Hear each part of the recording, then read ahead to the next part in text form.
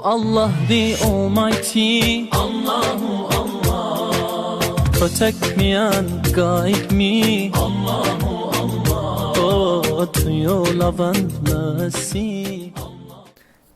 Assalamualaikum warahmatullahi taala wabarakatuh. Nama saya Muhammad Fakir bin Abdul Razak dan saya akan membincangkan tentang tajuk pendahuluan istihsan, dan saya akan memberikan gambaran tentang istihsan ni. Okey, segala amal perbuatan manusia, tingkah laku, tutur kata kita tidak dapat terlepas dari ketentuan hukum syariat, baik hukum syariat yang bercantun dengan Al-Quran dan Sunnah ataupun syariat yang terdapat pada sumber-sumber lain yang diakui oleh syariat seperti istihsan itu sendiri. Kemudian pengenalan istihsan. Istihsan ni adalah salah satu kaedah yang digunakan untuk mengeluarkan hukum syarak yang telah digunakan oleh para fuqaha pada ketika dahulu. Istihsan ni dapat menjadi sumber hukum manusia ataupun yang kata lainnya adalah masdar hukum an-naqli, dan istihsan ni juga boleh dijadikan sebagai produk hukum dan dapat menjadikan metod hukum Islam yang untuk menjatuhkan sesuatu hukum ataupun dikenali dengan tarik istinbat hal hukum. Okey, seterusnya sumber. Seperti yang kita tahu, sumber-sumber hukum Islam ni terbahagi kepada dua, iaitu nakliyah dan akliyah. Okey, untuk nakliyah ini seperti yang kita tahu menggunakan dalil-dalil nakli seperti Al-Quran dan As-Sunnah, Al-Ijma' Qauli Sahabi dan Syar'u Man Qablana. Okey, manakala untuk akliyah ni pula adalah seperti Al-Qiyas dan Al-Istihsan yang tajuk kita bincangkan sekarang, Istihsab dan Al-Maslahah Mursalah. Fakta menarik yang perlu kita tahu tentang istihsan ni adalah pada 699 Masihi, iaitu zaman Imam Abu Hanifah, sangat banyak digunakan oleh Imam Abu Hanifah dan para pengikutnya kalangan golongan Ahlul Rai di Iraq.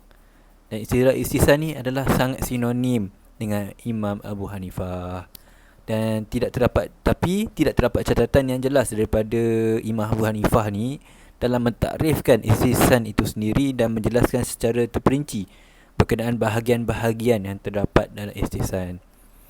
Takrif yang sampai kepada kita sekarang ni, makna istihsan ni adalah hasil daripada kajian para ulama mutaakhirin dan para fuqaha Hanafiyah selepas kewafatan Imam Abu Hanifah.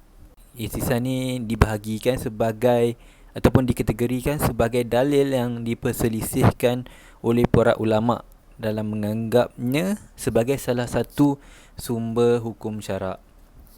Perbahasan mengenai kehabasahan ataupun legitnya dalil ni merupakan perkara yang penting untuk memastikan sama ada dalil ni dapat diterima sebagai salah satu sumber hukum ataupun tidak. Okay, para ulama sering juga membawa perbincangan ni bagi menjawab persoalan-persoalan tentang kesahihan ataupun penerimaan tentang konsep istihsan ini. Oh Allah the Almighty, Allahu Allah. Assalamualaikum warahmatullahi wabarakatuh. Pengertian istihsan di dalam bahasa Arab, istihsan diartikan sebagai pengertian menganggap sesuatu itu yang baik atau mengikuti sesuatu yang baik atau menganggap baik ataupun bagus. Menurut Imam Malik, istihsan bermaksud beramal dengan dalil yang lebih kuat antara dua dalil. Istihsan dari segi bahasa Arab ialah sumber hukum dalam agama Islam untuk mengambil hukum yang terbaik daripada kalangan mujahid setelah dipertimbangkan kebaikan serta keburukannya. Dari segi bahasa pula, ia bermaksud menganggap baik. Ulama Islam dapat menggunakannya untuk menyatakan pendapat mereka dalam sesebuah masalah mengikut budi bicara. Ia adalah salah satu daripada prinsip penting ijtihad dalam usul al-fiqh dan bertujuan untuk mencari penyelesaian terbaik bagi kepentingan awam. Definisi yang diungkapkan dari mazhab Hanafi menurut Al-Bazdawi bahawa istihsan adalah meninggalkan keharusan menggunakan kias dan berpindah kepada kias yang lebih kuat. Menurut An-Nasafi bahawa istihsan ialah meninggalkan sesuatu kias menuju kepada satu kias yang lebih kuat atau dalil yang berlawanan dengan kias jelik. Seterusnya daripada istihsan dari segi mazhab Maliki, menurut Ibnu Arabi, istihsan ialah meninggalkan ketetapan dalil dengan cara mengecualikan dan meringankan kerana ada perhitungan yang menentangnya di dalam sebahagian dari ketetapannya. Menurut Asy-Syatibi pula, beramal dengan dalil yang lebih kuat di antara dua dalil.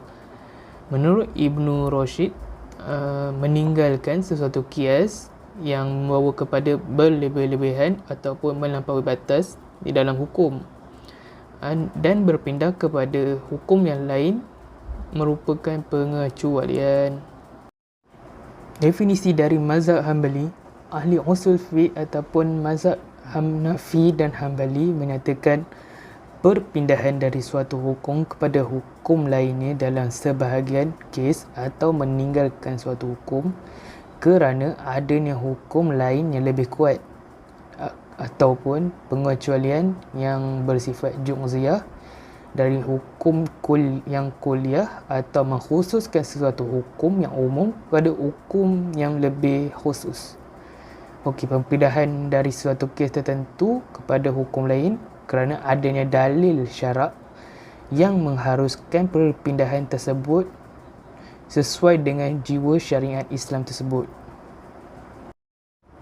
Definisi mengikut mazhab Syafi'i, Imam Syafi'i menambahkan bahawa istihsan secara harfiah bermaksud meminta kebaikan, yakni menghitung-hitung sesuatu dan menganggapnya kebaikan. Menurut Al-Ghazali, istihsan ialah semua hal yang dianggap baik oleh mujtahid menurut akalnya.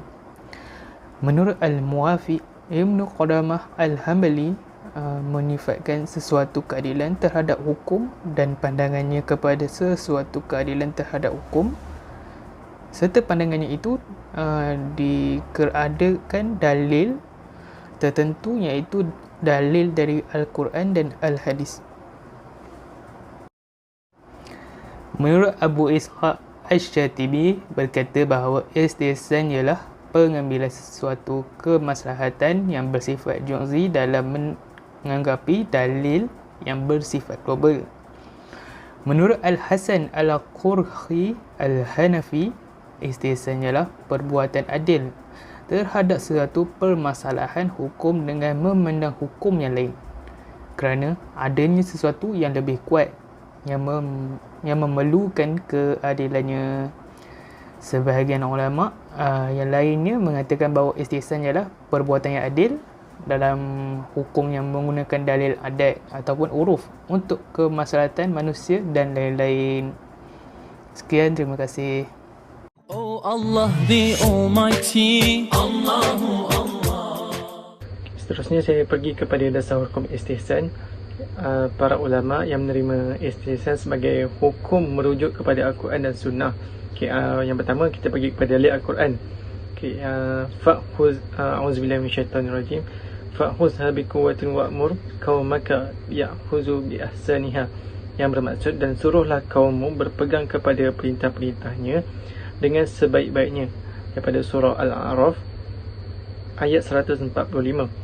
Yang kedua, fabashir ibadiyallazina yastami'una qawla fayattabi'una ahsanahu.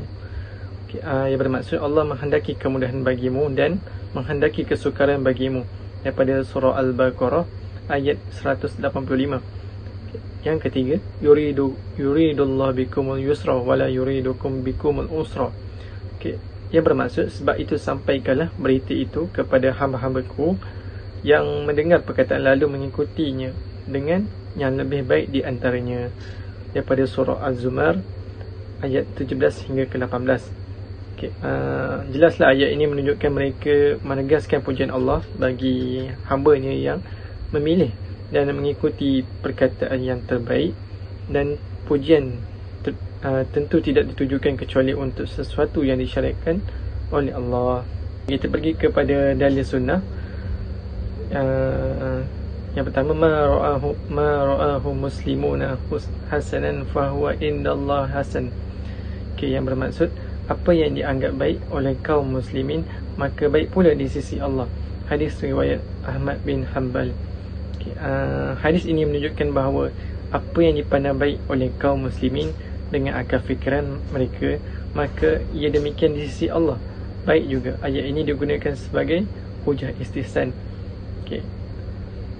Kita pergi kepada pandangan Imam Syafi'i. Sedangkan Imam Syafi'i menolakkan dengan ungkapannya, man istihsana faqad syara' fid din, yang bermaksud barang siapa yang membuat istihsan maka ia telah membuat hukum syarak sendiri dalam agama. Pengertian istihsan menurut pendapat mazhab Syafi'i berbeza dari istihsan menurut pendapat mazhab Hanafi.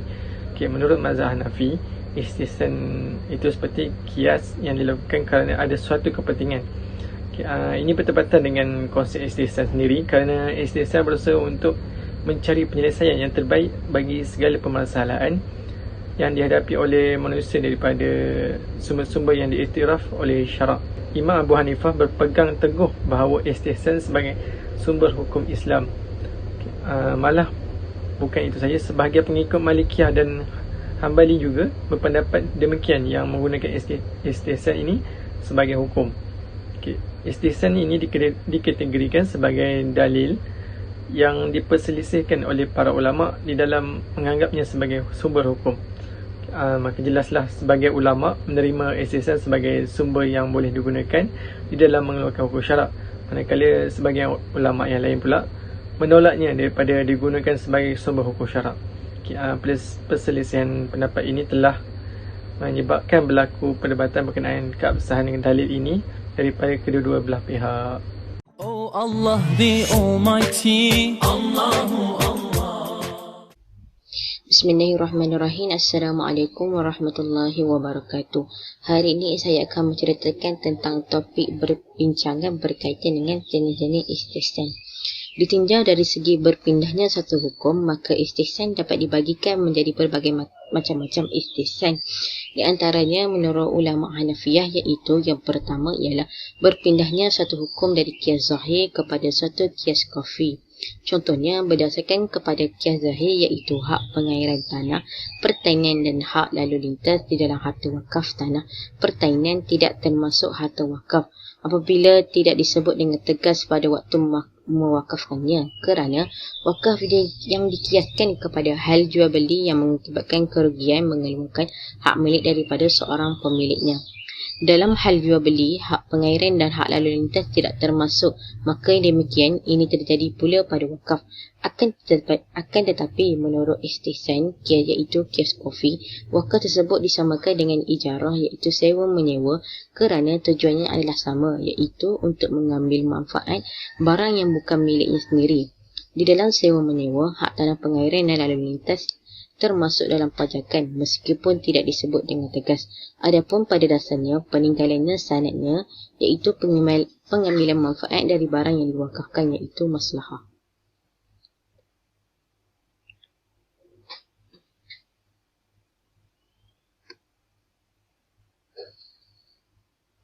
Yang kedua ialah berpindahnya satu hukum yang ditetapkan oleh nas yang umum kepada yang khusus. Contohnya di dalam kes pencurian pada musim atau masa kelaparan. Berdasarkan nas yang umum telah disebut dalam surah Al-Ma'idah ayat 38 yang bererti, pencuri laki-laki dan pencuri perempuan hendaklah dipotong tangannya. Melihat kepada ayat tersebut, di atas telah dinyatakan bahawa setiap pencuri baik lelaki maupun perempuan harus dipotong tangannya. Akan tetapi Umar bin Khattab tidak melakukan hal tersebut, iaitu memotong tangan terhadap pencuri pada masa kelaparan. Demikian juga berlaku dalam pembahagian zakat bagi seorang mu'alaf dan binatang unta yang telah melarikan diri atau terlepas, padahal pada zaman Nabi tidak harus ditangkap tapi dibiarkan lepas begitu saja. Yang ketiga, berpindahnya satu hukum yang kulli kepada hukum yang merupakan kekecualian. Contohnya, orang yang diamanahkan barang mesti bertanggungjawab terhadap barang yang diamanahkan kepadanya. Jika orang yang diamanahkan barang itu mati, orang yang diamanahkan barang itu mesti menggantikan barang tersebut jika ada yang mengabaikannya dalam penyelenggaraannya. Dalam hal ini, menurut istihsan, seorang ayah tidak wajib menggantikannya kerana dia dapat menggunakan harta anaknya untuk membiayai hidupnya. Istihsan yang sanadnya adalah qiyas yang menjadi dasar di sini, iaitu kemudahan dan penghapusan kesempitan. Ini bersesuaian dengan ayat Al-Quran surah Al-Baqarah ayat 185 yang bermaksud Allah akan membuat kelegaan bagi kamu dan tidak mahu membuat bantahan masalah mengatasi anda, dan juga sesuai dengan hadis Nabi SAW yang bermaksud sebaik-baik agama kamu adalah kemudahan. Sebagai contoh seperti yang dicontohkan dalam qiyas kofi, iaitu yang pertama, istihsan yang sanad, huruf yang sahih, iaitu meninggalkan apa yang menyebabkan qiyas yang membawa kepada hukum lain yang berbeza, kerana huruf umum berlaku pada kedua-duanya sama huruf yang bersifat perkataan atau perbuatan. Yang kedua, istihsan yang sanadnya adalah nas, iaitu kes-kes di mana dalam setiap masalah menunjukkan hukum yang bertentangan dan berbeza dengan peraturan yang ditetapkan oleh mereka yang mempunyai nas dari Allah Subhanahu Wa Taala.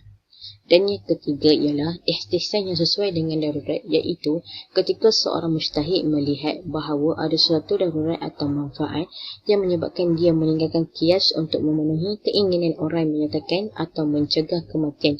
Ulama Malikiyah membahagikan istihsan kepada tiga, iaitu istihsan yang sanadnya uruf, istihsan yang sanadnya maslahah, yang ketiga, dan istihsan yang sanadnya raf'ul al-furush. Oh Allah the Almighty, Allahu Allah. Seterusnya kita pergi kepada kehujahan istihsan. Kat sini ada dua pandangan ulama. Ada ulama yang menerima istihsan jadikan sebagai hujah, dan ada ulama yang menolak istihsan. Jadi kita pergi kepada ulama yang menerima, terdiri daripada Imam Malik, Imam Hanafi dan juga Imam Hambali.